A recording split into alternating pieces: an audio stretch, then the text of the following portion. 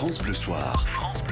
J'espère que votre journée s'est bien passée. Aujourd'hui, nous sommes vendredi. Vous êtes enfin en week-end et on va terminer cette semaine par le rire de Pascal Athéna. Décap, l'actu, vous complètement mangé votre nom, c'est pas grave. Pas très grave. L'info la plus commentée, Pascal Athéna, c'est depuis hier, c'est la liste des 23 de Didier Deschamps pour la Coupe du Monde de foot en Russie. Alors, pour ceux qui ont raté l'annonce de Didier Deschamps hier soir, voici la liste des 23. Dans les buts, Jean-Louis David, défenseur Saint-Algue, Jacques Desange au milieu et Franck Provost, attaquant.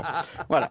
Je vous fais également un débrief rapide de l'émission politique de notre camarade Léa Salamé. C'était hier soir et pour marquer le coup de la première année de Macron à l'Élysée, elle avait invité toute l'opposition. Alors Mélenchon a dit que Macron c'était le président des riches, Le Pen que Macron était naïf, évoqué qu'il y avait trop d'impôts. Voilà. Oui, je sais, il manque le nouveau patron du PS.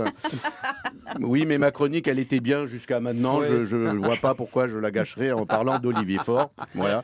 Et puis il est content puisque j'ai cité son nom et c'est très rare dans les médias. Alors, aujourd'hui, la presse parle d'une erreur judiciaire qui date de 2004. Un détenu français avait été condamné à tort à 18 ans de prison. Alors c'est une erreur pour ce détenu qui s'appelle Marc Machin. Alors c'est une affaire qui date de 14 ans et franchement... Il s'appelle Machin.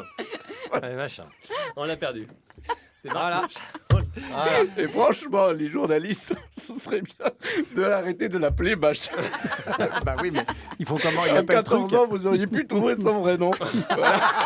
Il est tellement content de Tout ça. ça pour en arriver là. Vraiment. Je suis sûr Partez que en demain... week-end, mon vieux. Oh, mon Dieu. Je suis sûr que demain, Stéphane Bern, il va pas dire le prince Harry épouse machine. Hein. Enfin bref, voilà. Alors au boulot. Un tout petit peu plus léger maintenant, la version de Maître Guy. Oh non, ça y est, on va pas y arriver, hein, je pense. De Bella Ciao, C'est vrai que c'est drôle. C'est vrai que c'est drôle. vachement bien, que je vous a fait découvrir hier soir avec Bastien. C'est un chant de résistant italien qui est devenu avec Maître Gims une chanson d'amour. Et donc je vais faire comme les Italiens de l'époque. Je vais résister, je ne vais pas l'écouter. Exactement. Et je vais vous rejoindre là-dessus. Alors tout ce week-end va être marqué par le mariage du prince Harry Oui. avec Meghan Markle. Oui, alors le monde entier est J'arriverai pas. Je suis complètement fou avec ce mariage. Ouais.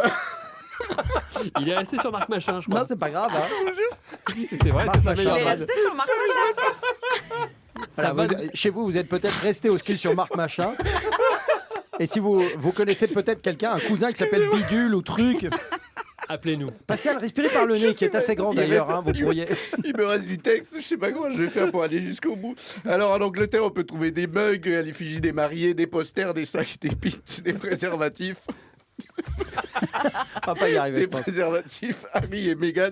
Alors, ça, il faut les donner à son frère William, un véritable lapin. Il en a fait 3 moins de 5 ans. Là, ils vont servir. Je comprends rien. On apprend qu'Elton John va chanter pour le mariage. Faut dire qu'il était déjà là pour le décès de Lady Di.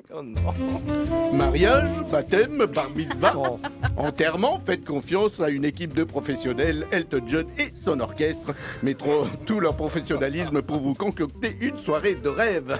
Elton John et son orchestre prendront le temps de définir avec vous le déroulé de votre mariage pour que ce jour devienne unique. Voilà, fin de carrière difficile. Et de pour chronique aussi. Alors, on ne sait pas trop ce qu'il a prévu de chanter. Pas Bella Ciao, déjà, ce serait pas mal. On apprend également qu'à chaque mariage royal, dans le menu, il y a un plat qui porte le nom de la mariée. Je vous jure que c'est vrai. Elisabeth II, c'était une bombe glacée princesse Elisabeth II. C'est vrai. Je vous jure que c'est vrai. L'humour anglais. Lady Di, c'était un suprême de un volaille Diana. Et on ne sait pas encore pour Meghan. Meghan qui a lâché sa prometteuse carrière d'actrice pour finir comme plat dans un menu de bouffe anglaise dont tout le monde s'accorde à dire que c'est dégueulasse.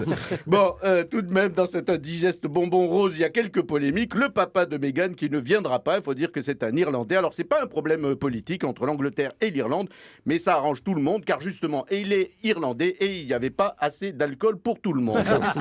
Alors, qui va emmener jusqu'à l'hôtel la future princesse? Eh bien, c'est le prince Charles qui va l'emmener. Voilà, c'est lui qui se dévoue. Alors, pas d'inquiétude, s'il l'amène pas en Mercedes, normalement, Oh non. il n'y aura aucun problème. Non, Pascal. Je non. suis arrivé au bout, c'est Oh déjà non, ça. Terminez ce décapage à décapage d'actu aussi laborieux par une vanne pareille. Oui, je sais. Ne croisez pas de sais. miroir, vous vous faites honte. Parce Ah oui, qu'elle carrément, carrément. que vous retrouvez évidemment en podcast Ah bah vidéo. là, je suis, Celui du jour, il va se falloir son pesant de cacahuètes. Hein, je vous le C'est dis. clair. Allez faire un tour du Excusez-moi. côté de francebleu.fr.